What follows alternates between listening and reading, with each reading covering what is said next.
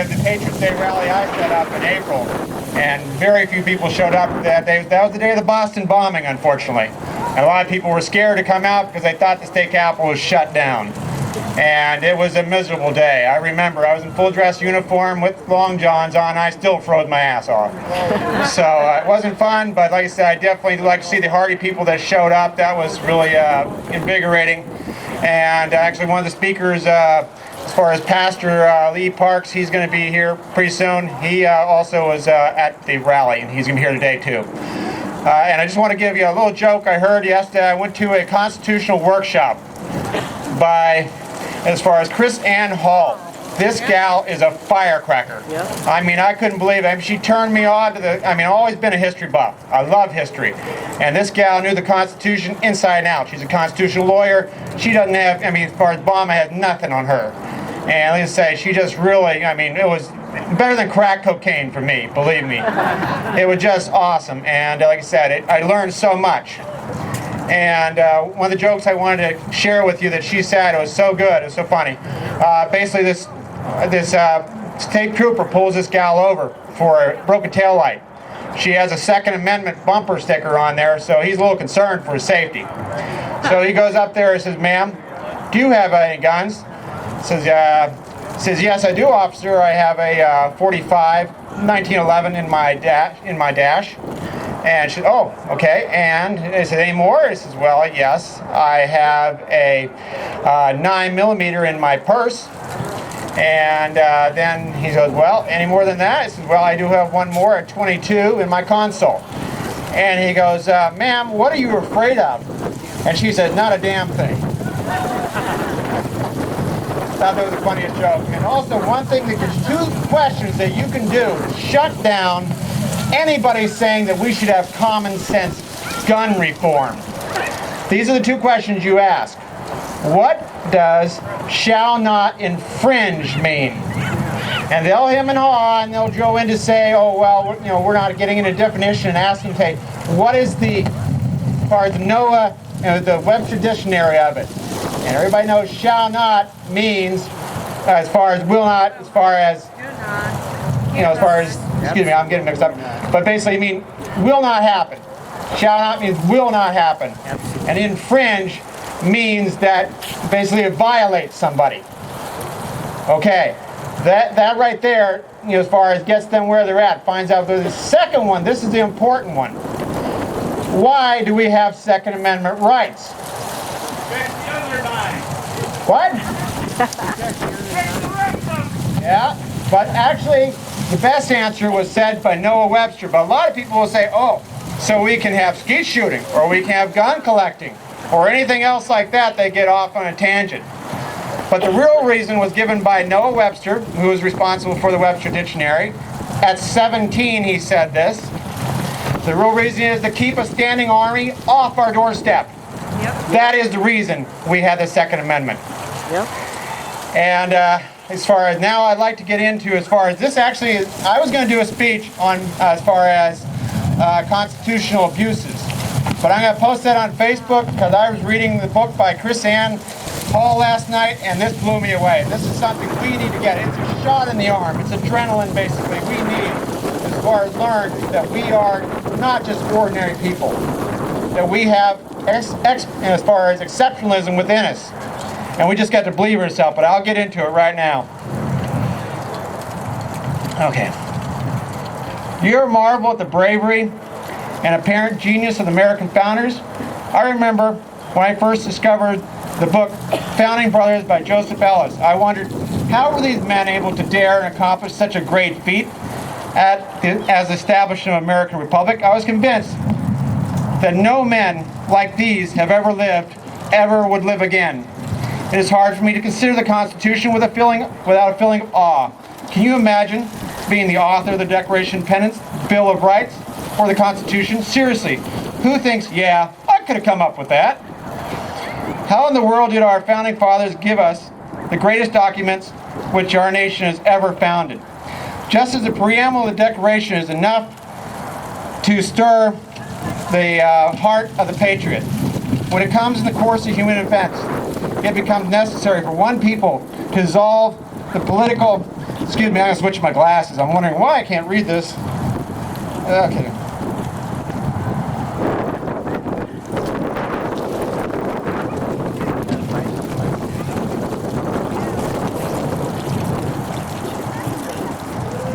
There we go much quicker now.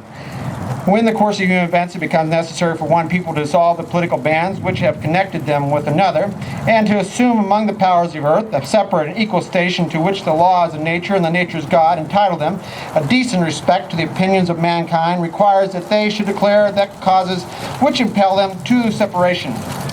We hold these truths to be self-evident, that all men are created equal, they are endowed by their Creator with certain inalienable rights, those among them life, liberty, and the pursuit of happiness. I had the other day, somebody was quoting those from the Constitution, and I said, that's wrong, it's a Declaration of Independence. They didn't even mention the Creator. Without that, that's pointless. That to secure these rights, governments are instituted among men, deriving their just powers from the consent of the governed. That whenever any form of government becomes destructive to these ends, it is the right of the people to alter or to abolish it, to institute a new government, laying its foundation on such principles and organizing its powers in such form as to them shall seem most likely to affect their safety and happiness. Prudence indeed will dictate that governments long established should not be changed for light and transient causes, and accordingly all experience has shown that mankind are more disposed to suffer, while evils are insufferable, than to right themselves by abolishing the forms to which they are accustomed. But when a long train of abuses and usurpations, pursuing invariably the same object, designed to reduce them under absolute despotism, it is their right, it is their duty to throw off such government, provide new guards for future security, such as now the necessity for the strains of to the former systems of government. The history of the present King of Great Britain is a history of repeated injuries and usurpations, all having direct object and establishment of an absolute tyranny over these states. What boldness! What love! Thank you, God, for these men, our founders. Think about it.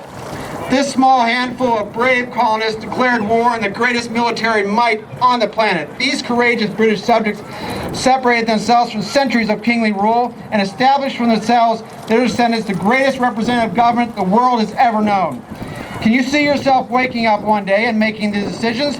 Do you see what kind of bold leadership today?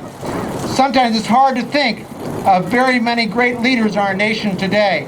We could probably name several charismatic politicians, but great leaders, not so much.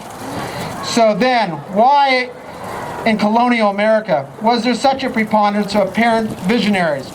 What made these times different from today? Surely we can list some examples of singularity, great men at different moments of time, but the generation of Americans in the 1700s seemed uniquely exceptional. You probably recognize some of the names of our many founding fathers. That time, George Washington, Benjamin Franklin, Thomas Jefferson, Thomas Paine, Samuel Adams, James Madison, John Jay, Patrick Henry, Alexander Hamilton, John Hancock, and Paul Revere. You may even know some of the forgotten founders: James Otis Jr., Richard Henry Lee, Peyton Randolph, John Leland, Henry Milton, Robert Morris, and Edmund Jennings Randolph. You may even be one of the few who know some of the heroines of the Revolutionary America, like Molly Hayes Macaulay, Penelope Barker, Elizabeth King, Mercy Otis Warren, Esther Reed, and Abigail Adams. There is no doubt that these men and women undertook and accomplished a monumental feat.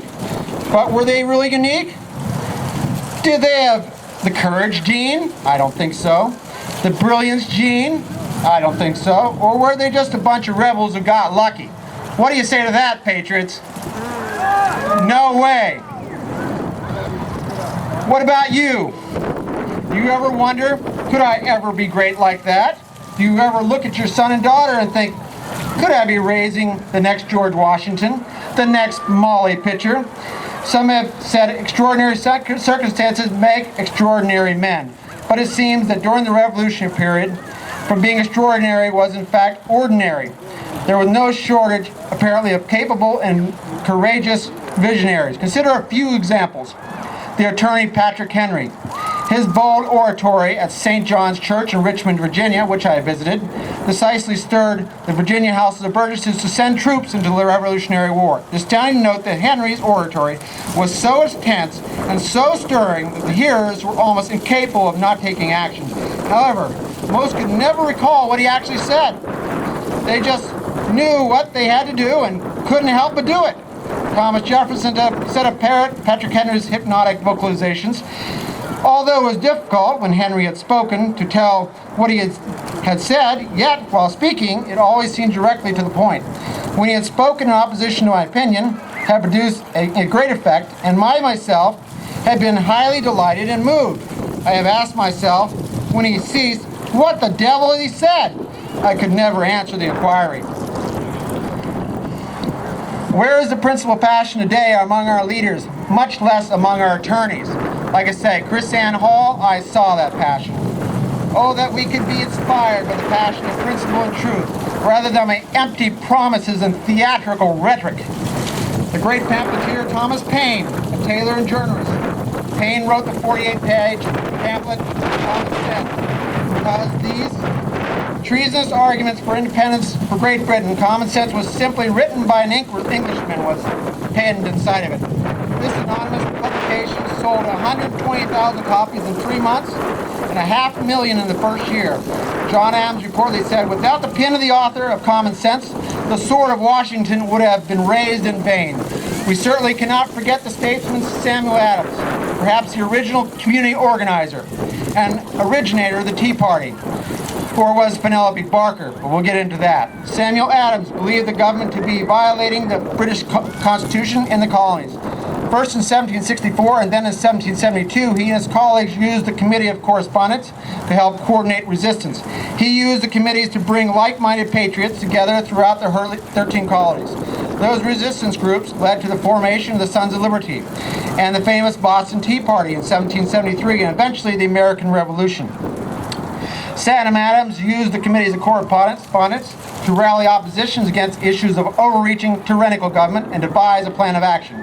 A total of 7,000 to 8,000 patriots in 11 colonies served on these committees. They became the leaders of the American resistance to British oppression, and largely determined the war effort at the state and local level. They promoted patriotism and self-reliance, as well as sound financial stewardship and moderation. The committees gradually extended their influence over many aspects of American public life. They identified those who were not supportive of America, got rid of disloyal officials, and helped topple the entire imperial system in each colony.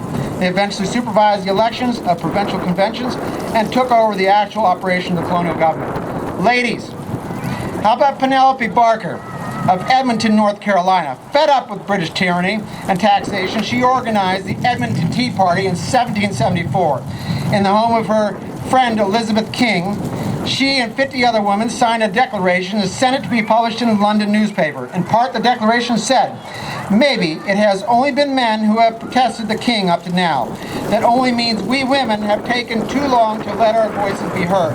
We are signing our names to the document, not hiding ourselves behind costumes like the men in the Boston Tea Party did. The British will know who we are. We, the aforementioned ladies, will not promote beware of any manufacturer from England until such time that all acts will tend to enslave our native country shall be repealed. Now that is what you call chutzpah from a lady. Much like the liberal media of today, these principled women were attacked and portrayed by the British as bad mothers and loose women. However, the colonists praised these ladies and the women of the colonies, following their lead, and began boycotting British goods because the Stamp Act actually made them buy mandated British goods. They had to basically buy only British products and only the ones that had a stamp on them. And this was unbelievable. This was tyrannical to the colonists at this time.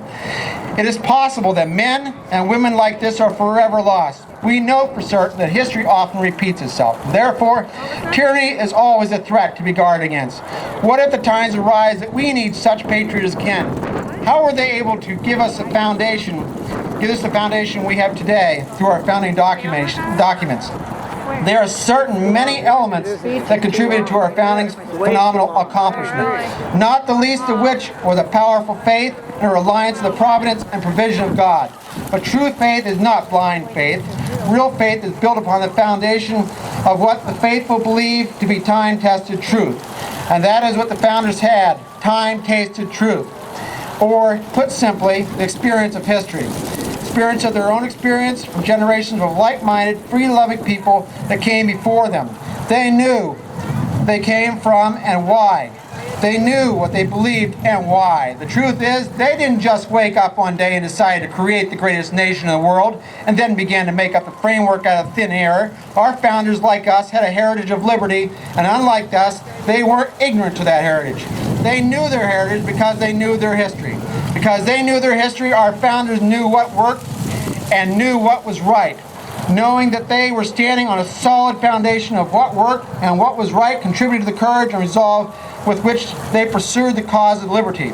If you know that what you are doing is right, then you can dare to do what others fear. Boldly face insurmountable odds, even if you had to go it alone. I would like to boldly assert that these were just ordinary people. Ordinary people just like you, just like us. When they had a firm grasp on something that we let slip, namely the truth and experience of their own history, because they had not lost sight of their past or their vision of a better future for their children, ordinary people became extraordinary heroes. I believe that America needs heroes today. Those heroes are you, and I are equipped with a firm grasp of our history. As certain leaders have said, we're the ones we've been waiting for. Except we don't want to overturn the values of America. We don't want to reclaim what made America great from the beginning. We only do that if we discover how we got here in the first place. Patrick Henry said, I have but one lamp by which my feet are guided, and that lamp of experience. I know no way of judging the future but by the past. In St. John's Church before the Virginia Convention, he boldly proclaimed, I know not what course others may take, but as for me, give me liberty or give me death. In response to Patrick Henry's speech, and reporting this attendance became to shout in response, give me liberty or give me death! Give me liberty or give me death! The rest, as they say, is history. The fact is, once you have the courage to go alone, because you know that your faith is rooted in rock-solid truth, others will follow. So in the face of modern attacks against our founding documents, we must be reacquainted with the history that gave us these documents. Only then can we take a stand with firm understanding of why these rights were laid out in them so important and timely for our generation. The Constitution is not an instrument for the government to restrain the people. It is an instrument for the people to restrain the government, lest it come to dominate our lives and interests. Patrick Henry said that. And like I said, you say now that we have going on the seeds of the Second American Revolution, with the Tea Party movement, with the Oath Keepers, with one thing I haven't told you about, mention of ours, I'm the captain of the Minnesota Tea Team. This is a group started by Wild Bill Finley. You've probably seen some of his videos on, as far as YouTube. He was a former Navy corpsman, shipmate of mine, and he was also served with the Marines as a medic. He was also as far as veteran lawman, he had it, and he said, from now on, I'm going to speak out. First, he just did videos, and now he started a special forces group. He's got together with the SEALs to see how we can do special force teams, and we're calling them T-Teams USA. If you want to join, go to tteams.com. Like I said, I'm the captain of the Minnesota team. I'm appointing co-captains all over the state, and we are going to shake things up. We're going to be going to liberal rallies and be the opposition for a change. We're going to do things like, say if we learn that a school board is not saying the Pledge of Allegiance, we'll go in there and do it for them. I've had it up to here. I'm third generation Navy. I fought 20 years for my freedoms just as well as my grandfather, who was buried in Arlington. My dad, he couldn't join me, unfortunately. He's got Alzheimer's. He's 86 years old. and I just went down to see him. It breaks my heart to see it. But Lord, I am in the battle, and I am determined that we are going to see our country, our republic, rebirth. And I hope you have that determination too, and we'll get other people energized, get them far as transformed like the president, but a different transformation, a transformation that we are going to transform our nation back to the dreams of our founders. That's where we need to go, back to the past, not to the future. So I appreciate you listening to me, and I ask you to take action, be a patriot, and don't be an ordinary person, be an exceptional person. God bless America.